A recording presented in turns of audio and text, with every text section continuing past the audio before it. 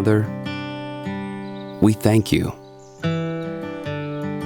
for walking with us in good times and in bad, for shelter and safe spaces. We thank you when we have more than we need and when we struggle to get by. We thank you for how your creation leaves us in awe wherever we look. We thank you through the adventures and the everyday routines. We thank you for friendships and family, for laughter, comfort, and warmth. We thank you for new beginnings and closed doors. We thank you for the times when we should build and when we should start over. As seasons change and we walk into an uncertain future, we cling to you, the one who holds it all in your hands. From beginning to end, from death to life, from shattered to saved. We thank you.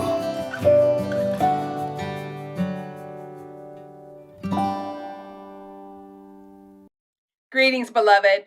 I'm Dr. Felicia LeBoy, lead pastor and life coach here at the historic First United Methodist Church in downtown Elgin, Illinois.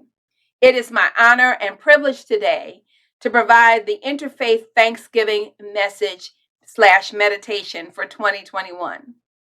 This year, I would like for us to focus on something that is very common to many of us. The idea of what is really behind or what should be behind it when we say good, thanks. Lots of times when someone asks, how are we doing? We might say good, thanks. And what we mean by that is everything in my world is going just the way that I wanted. And so I'm good.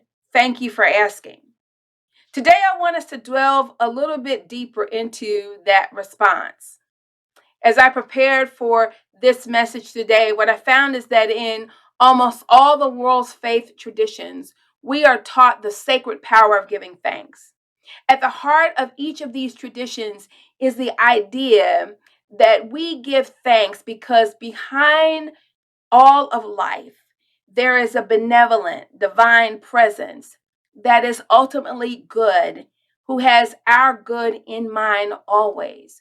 And so, what we know or what we think or what we believe is that even in the midst of tragedy, sorrow, heartache, pain, we can give thanks, not because the circumstances are good, but because this presence, this divine presence is good. And that this divine presence is working all things together for our good. Now, I'm not saying that this divine presence is capricious, that the only way that the divine presence or that life teaches us about what happens or gives us these life lessons is because of tragedy. No, I think that that goes against the very idea of benevolence. But what I am saying is that often when we look behind with 2020 vision, we can see that there can be some good that comes out of tragedy and sorrow and pain. Sometimes it's the fact that we learn to be more compassionate, more sensitive, more empathetic to others. Sometimes, most of the time, what it means, at least to me, is that we learn to be thankful for the seemingly small, everyday things that life has to offer. Good thanks, like good trouble, is meant to call each of us to rise above our current circumstances and in the face of adversity, to give thanks and to be grateful anyhow. It is what we mean in the Black church tradition that I was raised in when we say trouble don't last always.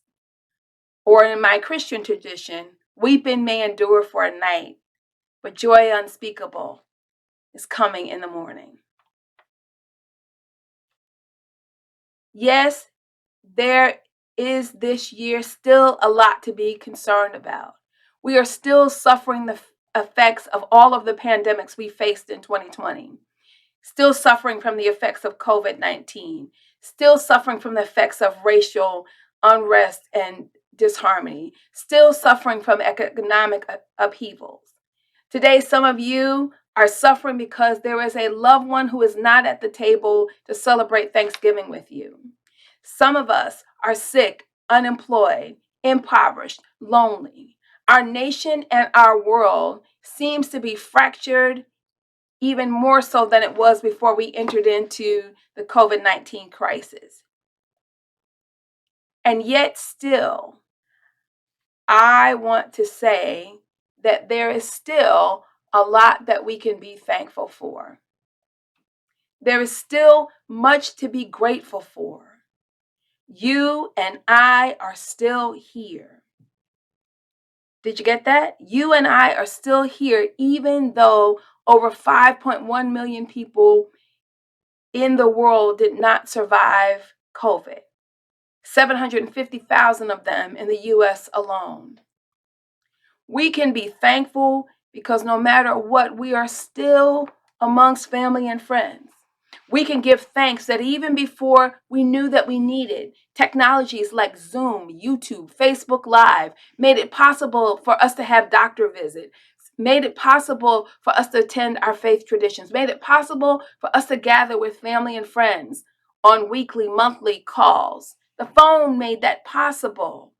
We can be grateful that some people still risk their lives by being essential workers, not only doctors and nurses and all the people that work at the hospital, but what about the person who bags your groceries and the people who work at the local Jewels or grocery store? What about those folks who deliver your mail? What about the police, the firemen, people who still put their lives on the line every day so that you and I could be safe and have everything we needed? Now, I know that some of you still may say, Pastor Felicia, this is a really hard season for me. I'm lonely, I'm sad, I've suffered a lot in 2020, and even now, why should I give thanks? Well, beloved, I want to offer you a challenge. I know exactly what that feels like. This year, my husband and I have lost 10 people. During the pandemic, we lost 5 people to the crisis almost early on. I get it. But beloved, I want to challenge you and challenge me to give thanks anyhow, to give thanks on credit, to be thankful that we had the memories of those people to celebrate, to be thankful that we have another day, to be thankful that we haven't seen all there is to see, and that we can rise to the occasion, not only as individuals or families, but as a world. Let me give you one other reason why there is a need to give good thanks. Thanks not based on how we're doing, but thanks based on the benevolence of that divine presence. As I was preparing for the message, I found out that there have been studies at the University of Miami, at Harvard, and at other places that have found that just the practice of giving thanks, cultivating an attitude of gratitude is the easiest way and the healthiest way to lessen our anxiety and to lessen our stress. Not only that, showing thanks, demonstrating thanks to people, whether they work for you or just someone in your life that you are grateful for, or even if it's the person who's bagging your groceries or who delivers a package or your mail, just saying thanks to someone else. First, it's contagious, and it not only helps your well-being, it helps the world's well-being too. It helps lift that person up. It lets them know that they count and that they matter. Beloved, you and I have lots to give thanks for this Thanksgiving Day. And so I want you to know how grateful I am to be invited into your homes today. How grateful I am to be welcomed to this, our new adopted city. How warm and friendly the city of Elgin has been to my husband and I and to our family. And so if no one lets you know how much they appreciate you, if no one says thank you to you today, I want you to know. From my husband, Adrian, and I, from the entire First United Methodist Church Elgin church family, I want you to hear from us that we wish you a happy Thanksgiving and we thank God for each of you. Happy Thanksgiving. And if we could be of any service, please let us know. Thank you.